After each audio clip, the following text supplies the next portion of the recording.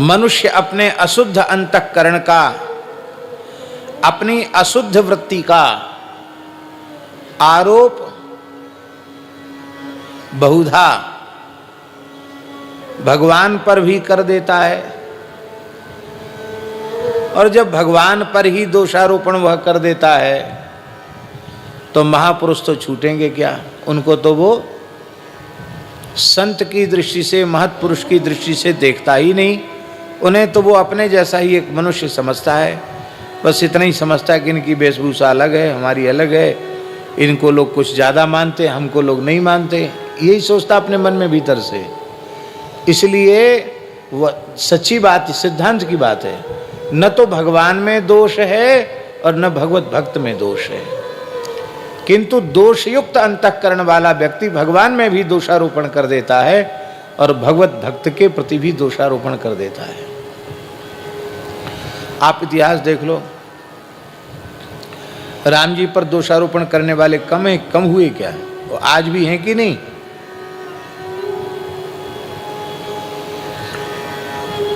भक्ति काल में भक्तराज नरसिंह मेहता पर कितने दोषारोपण हुए, श्री तुकाराम महाराज, नामदेव जी महाराज पर कितने दोषारोपण हुए, श्री कबीरदास जी, तुलसीदास जी पर कितने दोषारोपण हुए। और तो और हमारे ब्रज के निकट आगरा है, आगरा में श्री प्रेमनिधि जी महाराज निवास करते थे। दया दृष्टिवश आगरें, नाभाजी लिख रहे हैं, दया दृष्टिवश आगरें कथा लोक पावन कर्यो, प्रगट अमित गुण प्रेम निधि धन्य विप्र जिन नाम धर्यो। उस ब्राह्मण को धन्य है जिसने प्रेम निधि इतना सुंदर नाम रखा। वे चाहते तो ब्रज में रह सकते थे अपने ठाकुर श्याम जी को लेकर के, लेकिन म्लेच्छों का शासन है।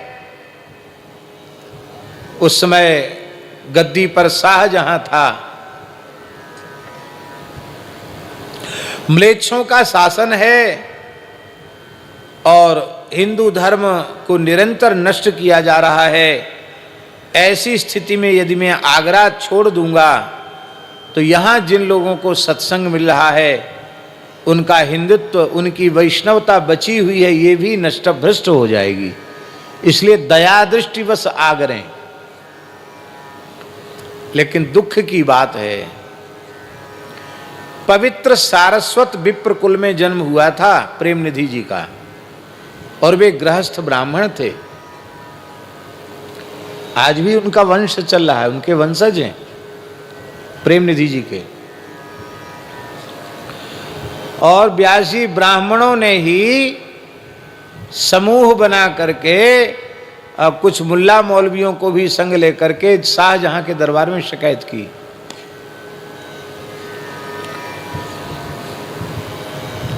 और तो कुछ उनको दिखा नहीं, बोले घोर अन्याय हो रहा है, हिंदू धर्म के साथ खिलवाड़ हो रहा। महाराज, आप इस्लाम को मानने वाले हैं, अच्छी बात है, लेकिन आप राजा हैं, आपको सब धर्मों की रक्षा करनी चाहिए, हिंदू धर्म की मर्यादा को बचाइए। क्या हो गया? बोले तमाम स्त्रियों को इकट्ठा करता है, प्रेमनिधि नाम का एक कुल कलंक पैदा हुआ है, और वो नाचता है, कभी पैर में घुंघरू बांध लेता है, कभी नाचता है, कभी गाता है, कभी रोता है। स्त्रियां भी नाचने लग जाती हैं। कुछ लोलुप लंपट पुरुष भी स्त्रियों के कारण वहाँ इकट्ठे हो जाते हैं। और महाराज, ये सत्संग के नाम पर घोर दुराचार, अनाचार हो रहा है। ये शिकायत ब्राह्मणों ने की। जिनको नाभाजी कह रहे प्रगट अमित गुण, जिनके गुणों की सीमा ही नहीं, जिनके नक्शे सिकतक प्रेम ही प्रेम लबालब भरा हुआ है, उन प्रेम निधि के ऊपर दुराचार का आरोप लगाया दुष्टों ने। और बादशाह शाहजहां बड़ा कट्टर था, उसे तो पहले ही खटक रहा था कि यही एक अकेला है जो यहाँ इस्लाम के प्रचार में बाधक है। तो बहुत अच्छा हुआ इसी के समाज के लोग इसकी शिकायत लेके आए हैं। तत्काल शाहजहां ने कहा कि उस काफिर को हथकड़ी बेड़ी जकड़ करके तत्काल जेल में डाल दो, कैद में डाल दो, जेल में डाल दो। बाद में सभी पक्षों को बुलाकर न्याय किया जाएगा, इंसाफ पीछे होगा, पहले इसको कठोर कारावास की सजा मिलनी चाहिए, दे दो। व्यास जी, लगभग यही समय था 5 बजे का, अपरस की सेवा ठाकुर जी की, और श्री प्रेम निधि जी बड़े भाव से, गर्मी का समय था, सुराही जो मिट्टी की है झारी, उसमें छान कर श्री यमुना जी का जल भरा गया था। यमुना जी का जल रजत पात्र में लेकर थोड़ी मिश्री डाल करके और थोड़ी ठंडाई जैसी बना करके, मिश्री डाल करके, और ठाकुर जी को मीठे जल का भोग लगाने जा रहे थे। ग्रीष्म का समय है, तब तक आ गए सिपाही, चलो जेल की हवा खाओ। आपने हाथ जोड़कर कहा, भैया भीतर मत घुसो, बाहर ही खड़े रहो। जूते पहन के भीतर आ गए थे। म्लेच्छ थे। हम अपने ठाकुर जी को जल पिला लें, कुछ शरबत पिला दें, जल पिला दें, अब उत्थापन का कुछ भोग लगा दें, फिर बादशाह ने बुलाया, हम चलते हैं। लेकिन उन दुष्टों ने एक नहीं सुनी, हथकड़ियाँ डाल दी और बड़े अपमानजनक ढंग से प्रेम निधि जी को ले गए और कारागार में बंद कर दिया। इतने श्रेष्ठ भक्त, उन्हें इस बात की परवाह नहीं थी कि अब हम छूटेंगे कि नहीं छूटेंगे, क्या होगा। एक ही बात से रुदन कर रहे थे, हमारे ठाकुर श्याम जी प्यासे हैं, गर्मी का समय है, आहा उनको पिला देते तो कितना अच्छा होता। हाय हाय वे प्यासे हैं, हाय हाय वे प्यासे हैं। बस इतना ही चिंतन कर करके रो रहे थे। अपने कष्ट की, अपने अपमान की उन्हें तनिक भी परवाह नहीं थी। आज ही बंद हुए हैं, शाम को 5 बजे गिरफ्तार हुए हैं, और रात्रि में बादशाह शाहजहां, आगरे की बात है, अपने पलंग पर सोया था। उसे एक विलक्षण प्रकार का प्रकाश दिखाई पड़ा, उसमें कोई आकृति नहीं दिखाई पड़ी। उस प्रकाश को स्वप्न में देखकर उसकी आंखें चकाचौंध से भर गईं। घबरा गया वो, कौन हो तुम? इतनी जोर की रोशनी मेरी आंखों पर क्यों डाल रहे हो? तुम कौन हो? अरे मूर्ख, आवाज आई प्रकाश से, अरे मूर्ख, तू मेरा परिचय जानना चाहता है?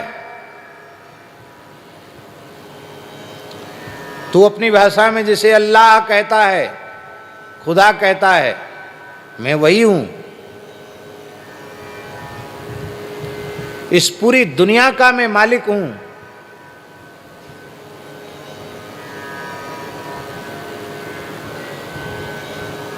परमात्मा हूं। बादशाह ने स्वप्न में ही कहा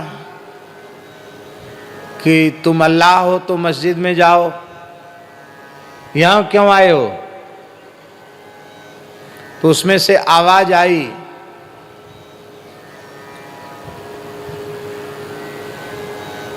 मुझे पानी पीना है, मैं प्यासा हूं।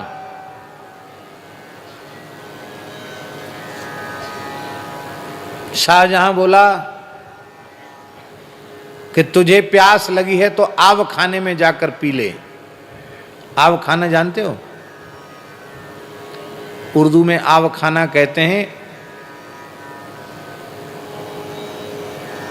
जल घर को, जिसमें जल रखा जाता है।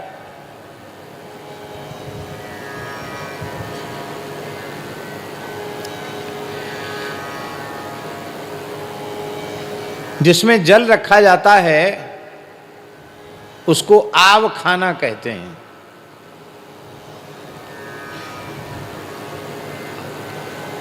तो महाराज जी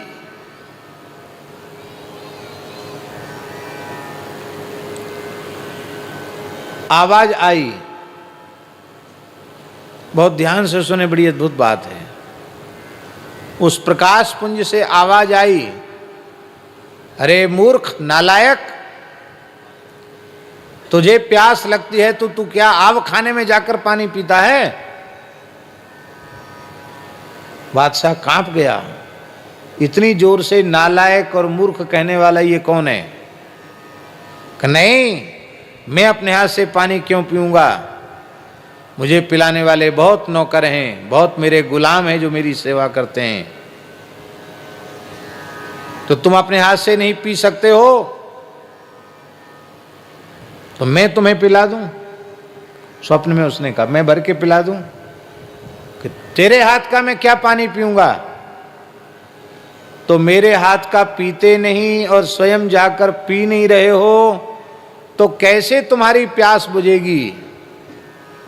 तो ठाकुर जी ने कहा, रे मूर्ख, मुझे जल पिलाने वाले, शरबत पिलाने वाले, भोग लगाने वाले, लाड़ लड़ाने वाले को तो तूने कारागार में बंद कर रखा है। यदि तू अपनी बादशाहियत सलामत रखना चाहता है तो तत्काल उनके चरणों में पड़कर क्षमा याचना कर, उनको छोड़ दे। ऐसा कहकर ठाकुर जी ने एक लात उसके पलंग में लगाई। पलंग चकनाचूर हो गया, उलट गया, बड़ी जोर की चोट आई उसको। तब उसको लगा कि नहीं तो उसको लगता ही तो सपना है। जब प्रत्यक्ष में उसका पलंग टूट गया, उसको चोट आ गई, तब वो समझा कि सपना नहीं, ये तो कोई चमत्कारिक घटना थी। तत्काल आधी रात के समय शाहजहां कांपता हुआ कारागार में खुद पहुंचा, प्रेम निधि जी को हथकड़ी बेड़ियों से मुक्त किया, अपना ताज उठाकर प्रेम निधि के चरणों में रख दिया। कहा, आप सच्चे बंदे हैं, सच्चे भक्त हैं। आपके ही लोगों ने, आपके समाज के ही लोगों ने आपकी निंदा की थी, इसलिए मैं दंड देने को मजबूर हुआ। मुझसे कुछ भूमि ले लो, जायदाद ले लो, संपत्ति ले लो।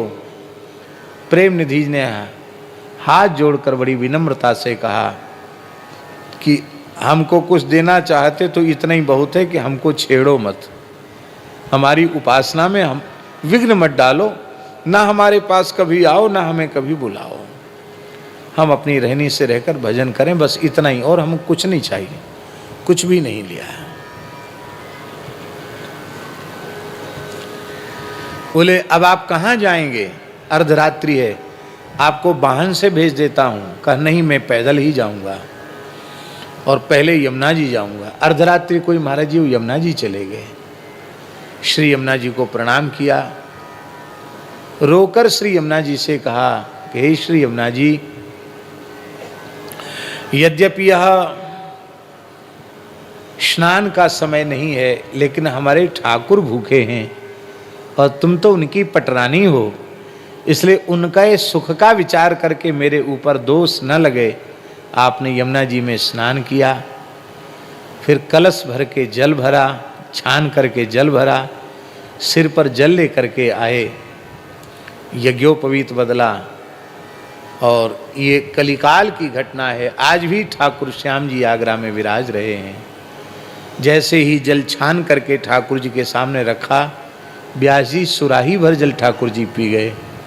इतनी प्यास ठाकुर जी को लगी थी। ये आत्माराम, आप्तकाम, पूर्ण काम, इन्हें भूख लगेगी? जिनकी कोख में 7 समुद्र समाये हैं उन्हें प्यास लगेगी? जिनके चरणों से गंगा जी प्रकट हुई उनको प्यास लगेगी? पर प्रेम निधि जैसा प्रेम हो तो भगवान को भूख प्यास भी लगती है। हम इसलिए कह रहे हैं कि प्रेम निधि जैसे महान संत के ऊपर भी लोगों ने दोष लगाए। कौन ऐसा हुआ जिसके ऊपर इस सृष्टि ने दोष आरोपण न किया हो? भगवान को नहीं छोड़ा, भगवान के भक्तों को नहीं छोड़ा, संतों को नहीं छोड़ा।